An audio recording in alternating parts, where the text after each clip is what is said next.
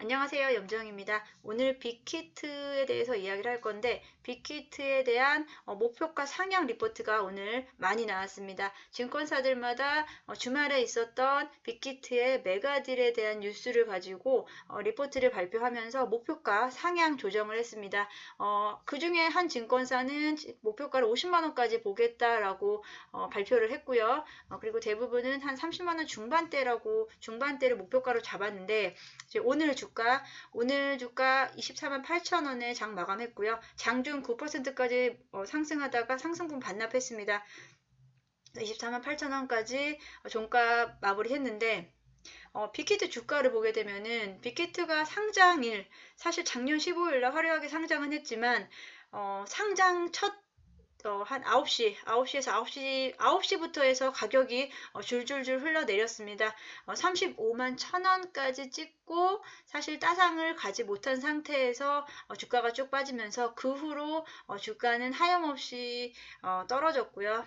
그리고 한 올해 1월 달까지만 해도 거의 이제 한 13만 원까지 14만 원대까지 최저점을 찍고 한 15만 원, 16만 원대에 머물렀었던 주가가 이제 어느 시점 1월 14일 기점으로 해서 그때 당시에 네이버와의 협업 그리고 YG 플러스의 2대 주주가 된다라는 뉴스가 연달아 나오면서 주가가 급 반등을 하기 시작했고요.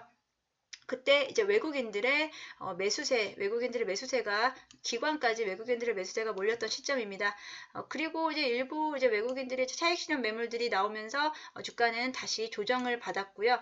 그럼에도 불구하고 20만 원대까지는 일단 안착을 했다라고 봅니다. 그리고 다시 주가가 급 반등하는 턴어라운드 하는 시점이 3월 11일이었는데요. 3월 11일 날 10% 가까운 상승세를 보이고 그날이 어떤 일이 있었냐면 이제 빅히트가 사명을 변경한다. 사실 빅히트 입장에서는 방탄하면 빅히트고 빅히트 하면 방탄. 사실 이게 사명 변경을 한다는 자체가 엄청난 도전이고 모험일 수 있었는데 사명을 변경하기로 하고 우리는 더 이상 그러니까 BTS의 엔터테인먼트사가 아니다. 우리는 플랫폼사로 도약을 하겠다라는 발표와 함께 주가가 다시 반등하기 시작한 시점이 3월 11일입니다. 그리고 주가 반등하면서 이제 3월 17일부터는 5일 이동평균선이 20일 이동평균선을 넘어서는 골든크로스가 발생을 하면서 그때 이후로 계속 주가는 우상향하고 있습니다. 그리고 오늘 같은 경우 9%까지 상승했다가 장 막판에 다시 상승분 반납을 했는데요. 오늘 나온 기사가 이제 주말에 가장 이슈가 됐었던 부분 체크해 보겠습니다. 예, 바로 BTS 하이브, 이제 사명 변경해서 하이브가 상장 6개월 만에 메가 딜에 성공을 했다라는 내용이고요. 이제 주말에 나왔었던 기사입니다. 빅히트가 글로벌 엔터테인먼트사로 발돋움을 하기 위해서 미국의 이타카 홀딩스를 인수를 했고요. 이제 미국 현지법인 빅히트 아메리카를 통해서 이제 합병하는 형식으로 했고 지분 100%를 다 사들였다라고 했습니다. 여기에서 또 이제 좀 이슈가 또 됐었던 것은 그 이타카 홀딩스에 소속되어 있는 아티스트들인 저스틴 비버와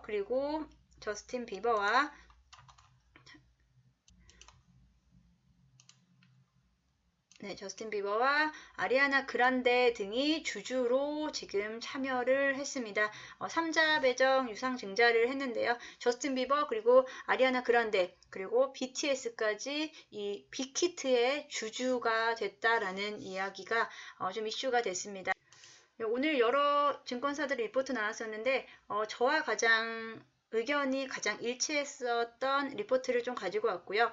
제목은 글로벌 1위 기획사 이게 끝일까요? 라는 의문부호를 달았는데 끝이 아니라는 얘기입니다. 결국 이제 빅히트는 기존에 국내 이제 국내 엔터테인먼트사, 기존의 우리 SM, JYP, YG 같은 기존의 엔터사에서 머무르지 않고 글로벌 기획사 그리고 글로벌 플랫폼으로 발돋움하는 큰 한 획을 지금 긋고 있다라고 생각을 들고, 이에 따라서 목표 주가 상향, 기존의 엔터테인먼트사와 같은 이제 업종이 아닌 어떻게 보면 플랫폼사, IT 기업 쪽하고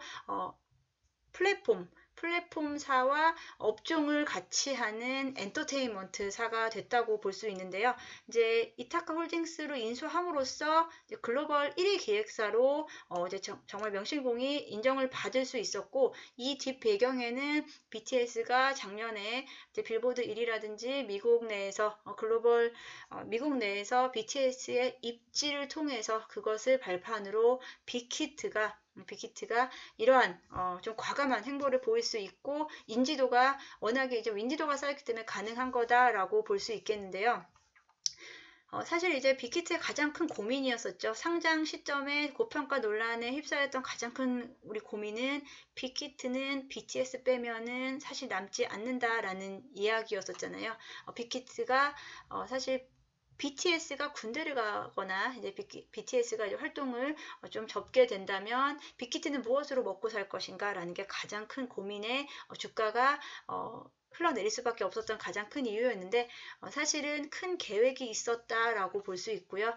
이번에 하이브로 사명을 변경한 것은 포스트 BTS 이후의 상황을 염두에 둔 행보가 아니었나 싶습니다. 이제 BTS뿐 아니고 이제 국내에서는 YG 플러스의 이대 주주가 됨으로써 조만간 BTS 플랫폼인 위버스로 그 블랙핑크가 이제 합류할 예정이고요. 이번에 이제 이타카 홀딩스를 인수함으로써 벌어진 일은 상당히 재밌습니다. 네, 이번 이제 이타카 홀딩스 그리고 하이브의 아티스트들의 유튜브 구독자 수인데요.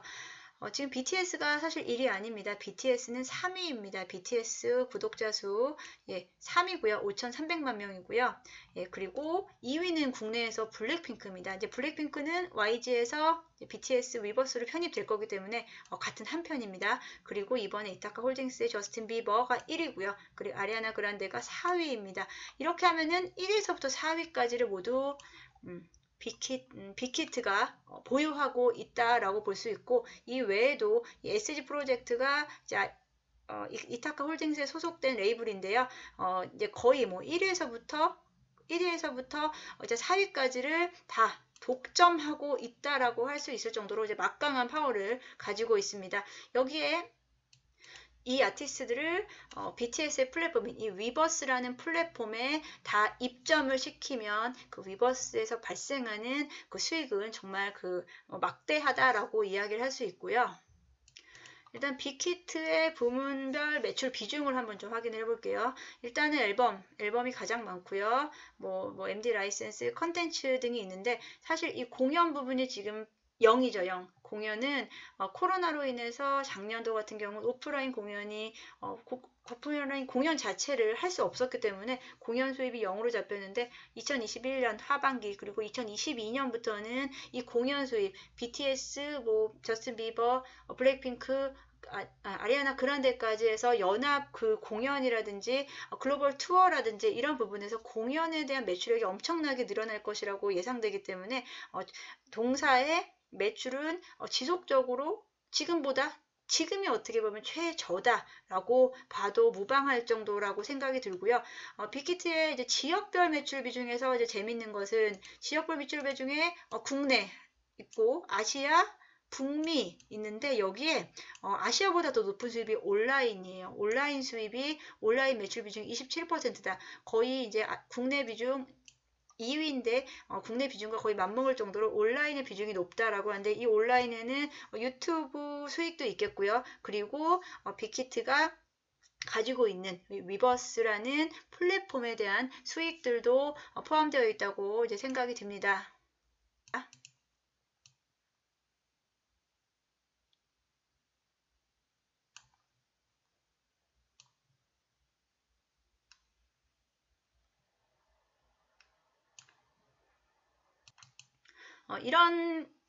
이런 부분을 베이스로 해서 증권사들이 빅히트의 주가를 주가 목표 상향을 했다라고 여겨집니다. 이제 지분 구조, 유상증자 지분 구조를 일단 보겠는데요. 뭐 자세하게 본다기보다 일단은 최대 주주가 이제 방시혁이 최대 주주가 되고 여기 넷마블이 18%나 사실 지분을 갖고 있습니다. 넷마블 한번 주가 한번 보겠습니다. 넷마블은 작년도에 최고치 20만 원까지 찍었었던 종목인데 11만 원대까지 떨어졌다가 지금 13만 원은 그래도 회복을 했습니다. 2020년도 이때 당시에 9월이 빅히트가 10월 15일에 상장을 했기 때문에 한 달 전 시점이고요. 보통 자회사라든지 관계사 그리고 지분투자사가 상장을 하기 보통 한 달에서 두 달 사이가 가장 높은 고가의 형성을 한다고 보통은 평균적으로 그러기 때문에 넷마블도 이때 20만 원을 찍었던 당시는 빅히트의 상장 기대감에 20만 원까지 찍고 그 후로는 주가 추이 매우 안 좋았습니다.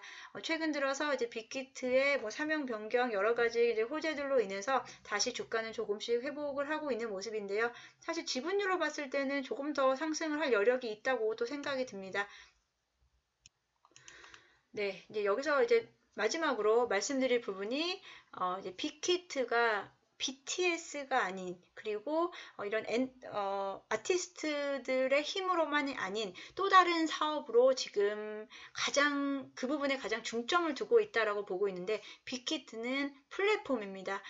어떻게 보면 지금 뭐 네이버라든지 카카오처럼 그런 플랫폼사와는 조금은 다른 형태가 될 수도 있는데 이 빅히트는 엔터테인먼트를 가지고 있기 때문에 이 엔터테인먼트로 할 수 있는 게 가장 빠른 게 메타버스거든요. 이 메타버스가 지금 10대와 20대들의 전유물이 되고는 있지만 이 메타버스 시장이 가장 빠르게 확장할 수 있는 부분은 이 엔터테인먼트를 메타버스 플랫폼에 심는 겁니다.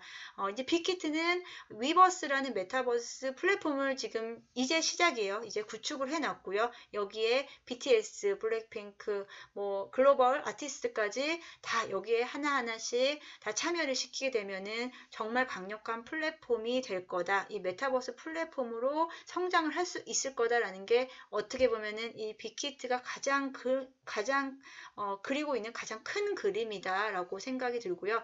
빅히트 지금 엔터사 아니다 플랫폼화하고 있고 거기에 목표치는 메타버스 플랫폼이다 라는 부분을 생각하시면서 좀 해당 종목 관심을 가지셨으면 좋겠습니다. 오늘도 이제 메타버스 관련주 이제 자이언트 스텝 저는 이제 영상을 통해서 자이언트 스텝을 몇 번 좀 얘기를 드렸고 리뷰도 또 해드렸는데 자이언트 스텝이 지금 메타버스 관련주 중에 대장주 역할을 지금 하고 있습니다. 메타버스 이틀 연속 이제 상한가 가까이 지금 됐고요. 여기 이제 빅히트라든지 기존의 이제 플랫폼사들도 이제 메타버스에 대한 사업 부분을 염두를 해두고 확장을 시키고 있습니다.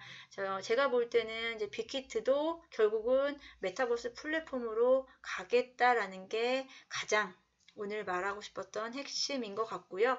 빅히트의 이런 파격적인 행보 그리고 이렇게 파격적인 행보가 할 수 있다는 것 자체가 빅히트가 어떻게 보면 글로벌 시장에서 인정을 이미 받고 있다. 국내에 머무는 회사가 아니다라는 점을 오늘 다시 한번 말씀드리면서 빅히트에 대한 이야기 마무리하겠습니다. 빅히트 중장기적으로 유망하다고 생각이 들고요. 관심을 지속적으로 가지셔도 좋을 것 같습니다. 예, 감사합니다. 오늘 영상 도움 되셨다면 구독과 좋아요도 부탁드리고요. 예, 오늘도 수고 많으셨고 내일도 성투하시기 바랍니다. 감사합니다.